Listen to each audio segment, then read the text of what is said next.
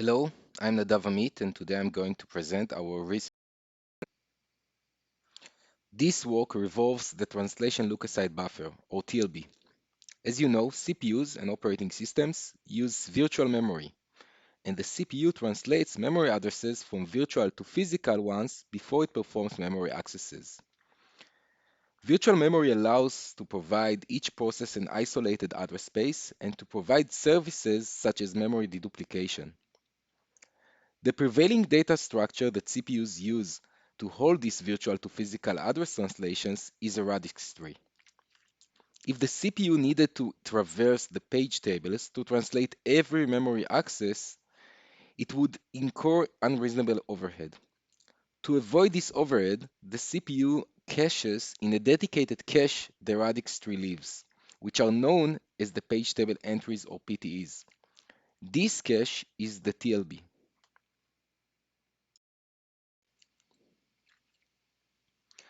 TLBs, however, are incoherent, and the operating system maintains their coherency as shown here. The operating system thread that updates a PTE can invalidate the relevant entries in the local TLB directly using a TLB flushing instruction. Yet in x86 CPUs and others, it cannot flush remote TLBs in this manner. Instead, the initiator sends an interprocessor interrupt, marked here as IPI, to the responder cores, the cores that might hold the stale translation, and asks them to invalidate their TLBs.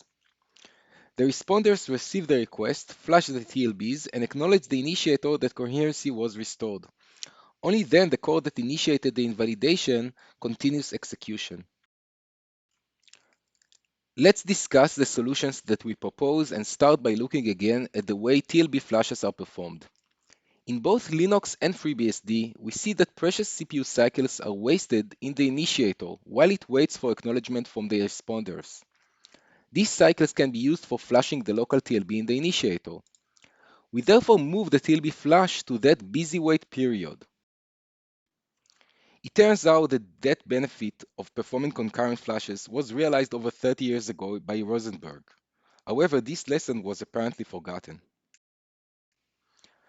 Next, let's look at the responder acknowledgement. As we saw, the initiator will be idle until the receiver acknowledged itself the TLB flushing request. This raises the question, can we acknowledge the TLB shootdown before it was performed? This might sound wrong, but as the kernel is not going to use any of the page table mappings that are about to be flushed, there is no harm in doing so. The shootdown initiator would therefore complete flushing faster with no negative effect on the receiver. We therefore perform what we call early acknowledgement. We acknowledge that the TLB shootdown request was completed before flushing actually took place. This is safe and allows the initiator to complete the shootdown faster. For evaluation, we created a micro benchmark to measure the time that is spent in the kernel by the initiator and the responder when one thread callsmadvice.need to unmap 10 pages. Both threads record the number of cycles that were spent in the kernel.